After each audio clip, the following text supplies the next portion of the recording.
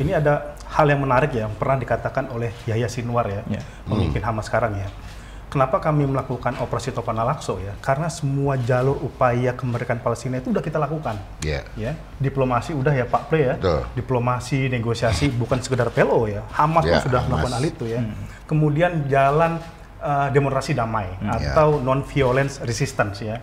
Itu sudah dilakukan. Kita ingat Great March to Return ya. Gelombang kembali ke Gaza itu dilakukan pada 2018. Itu juga gagal. Maka tidak ada pilihan lain memang. Yang mereka lakukan ialah meluncurkan operasi Tofan Al-Aqsa. Dan namanya menarik ya Bang Tengku ya, Pak Mahfud dan Pak Ple. Tofan Al-Aqsa bukan Tofanul Gaza, ya, bukan Tofanul Hamas, tapi Tofanul Al-Aqsa. Kenapa? Dia hati dan pikiran mereka boleh jadi ada di Gaza, tapi tujuan dan pikiran mereka itu untuk pembebasan Masjid Al-Aqsa. Ya, seperti itu. Dan ini tampaknya segala eskalasi ini sebenarnya sudah dipersiapkan panjang. Karena kalau saya baca, saya riset, ini operasi sudah dilakukan, pelatihannya itu udah 2018. Dengan melibatkan berbagai faksi, tidak hanya Hamas. Hamas memang dia pemimpinnya seperti itu. Dan Pak Mahfud menarik ya, ini survei terakhir ya, dari Palestinian Center for Policy and Research Survey, berbasis di Ramallah. Pasca 1 tahun operasi Tofan Al-Aqsa, dia mengukur sejauh mana dukungan masyarakat Gaza terhadap faksi perjuangan. Seperti itu. Itu menarik faktanya Bang Tengku ya. Ternyata mayoritas warga Palestina ini nggak hanya di Gaza, tapi juga di Barat. 50% masih meyakini Hamas akan menang. Ya, padahal kita tahu ya, kehancuran infrastruktur itu 90%. Logika kita ya, logika matematis, ini pasti orang udah futur semua nih. Udah lemah semua, udah capek ya. Tapi masyarakat masih mengatakan lebih dari 50% Hamas akan menang. Dan survei yang kedua ini lebih menarik lagi ya. Masih ada survei. Menurut Anda, siapakah pemimpin Palestina yang menurut Anda layak untuk menjadi pemimpin Palestina? Itu masih disertakan Ismail Haniyeh. Ini surveinya 7 September, Bang. Ismail Haniyeh wafat bulan Juli. Dan surveinya masih tinggi, bahkan mengalahkan Mahmud Abbas, padahal orangnya sudah tiada. Si Ismail Haniyeh itu 47%, 43%, Mahmud Abbas itu sekitar 18%. Ya, gitu. Artinya apa? Iya, masih menang. Artinya apa? Infrastruktur boleh hancur, segala macam wilayah itu boleh di bumi hangus oleh penjajah, tapi dia gagal membunuh pikiran dan ide kemerdekaan. Ya. Ini menurut saya spirit yang tidak dimiliki oleh bangsa yang lain.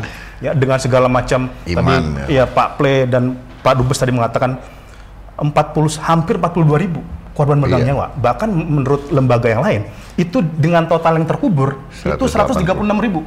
Dengan total yang terkubur yang nggak kita temuin. Ya seperti itu. Tetapi semangat ya, kita kan nggak ngeliat tuh demonstrasi mengecam Gaza di internal Gaza ya kepada faksi perjuangan ya, seperti itu. Itu kita nggak melihat. Ya. Yang terjadi dukungan mereka masih sangat kuat dan mereka masih meyakini armed struggle itu sebagai opsi terbaik. Ya. Ini memang there's no choice, Pak Dubes ya. Ini harus mereka lakukan ya karena dunia Arab sendiri itu kan bungkam terhadap upaya kemerdekaan Palestina. Bahkan sore itu saya Pak ya 2020 for Arabic countries ya making normalization with Israel ya, dari mulai Uni Emirat Arab sampai terakhir Maroko. Maka kami nggak ada pilihan. Kami dikucilkan di dunia Arab secara diplomatik, dukungan internasional itu terus membabi buta. Bahkan kan Netanyahu mengatakan dia mengenalkan the new Middle East map yang tidak ada peta Palestina. Nggak ada sama seperti sekali, itu ya. Dan ini menurut saya satu hal yang menarik. Dan ini perang yang diekspansi ke Libanon, ke Iran, ke Yaman, ini sebenarnya bentuk frustasinya Netanyahu. Karena dalam 1 tahun terakhir dia gagal menguasai wilayah Gaza. Dan demonstrasi itu kan 500.000 Pak. Di Tel Aviv, 500.000. Mungkin ini Pak Mahfud, saya koreksi kalau salah, ini mungkin terbesar dalam sejarah Israel modern. Yang demo itu ya masyarakat Israel. Karena dia meminta, udahlah, ini perang udah bersudahan, 70.000 jadi disabilitas, tentara penjajah, belum lagi yang rehabilitasi mental, keluarga itu masih ditahan, udahlah terima proposal senjata gerakan dari Hamas. Maka kita selesai. Dan Hamas kan terbuka. Kami menerima proposal Biden dan lain sebagainya. Gitu. Dan perang ini kan tadi yang disebut Pak Dubes betul ya, Amerika ini think twice, dia ingin masuk ke kawasan. Ya karena apa? Survei di internal Amerika sendiri, masyarakat udah capek dalam keterlibatan Washington dalam perang di Timur Tengah. Afghanistan kalah ya, Irak hanya menghasilkan kehancuran di Baghdad seperti itu. Dan ini dia tadi Bang Teguh bilang udah mau pemilu nih Bang. Ya kan dia fokus terhadap konsolidasi internal, apalagi ada switch tiba-tiba Biden diganti ke Kamala Harris. Ya, seperti itu. Dan ini kita bisa melihat nanti bagaimana pertarungannya. Kalau memang konsolidasi Netanyahu bisa gila. Karena tujuan dia kan memang jadi eskalasi kawasan. Iya. Ini saving boat-nya, ya perahu penyelamatnya Pak Play ya.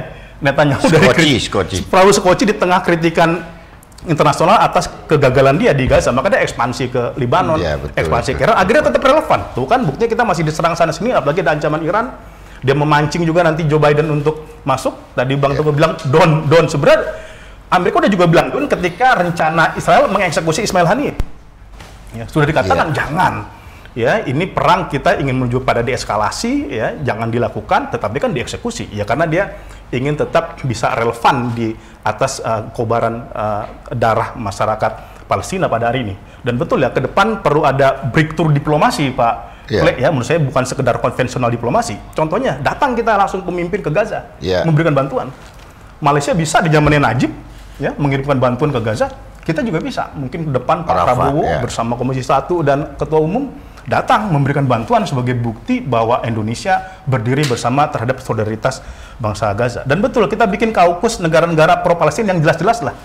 Ada Kolombia, ya, ada nanti Venezuela, Maduro, lalu ada Scotland, Ireland, negara Western Europe sekarang juga udah capek ya Pak. Spanyol ya kan? Capek apa bahasa itu nyebokin Netanyahu.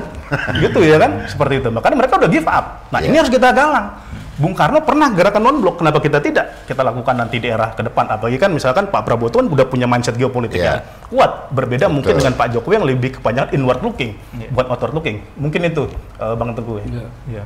Jadi kalau Pak Wijaro melihat Hamas dan Hizbullah yang terutama yang paling dekat ya dengan Israel, itu jika perang panjang terjadi, mereka masih cukup kuat ya untuk bertahan. Ya, menurut saya kalau kita lihat ya sejauh ini kan kalau kita melihat konteks konstelasi kawasan ini kalau per hari ini udah clash Bang bahkan di darat, invasi darat antara Hizbullah dengan Israel. Dia udah clash nih untuk first time.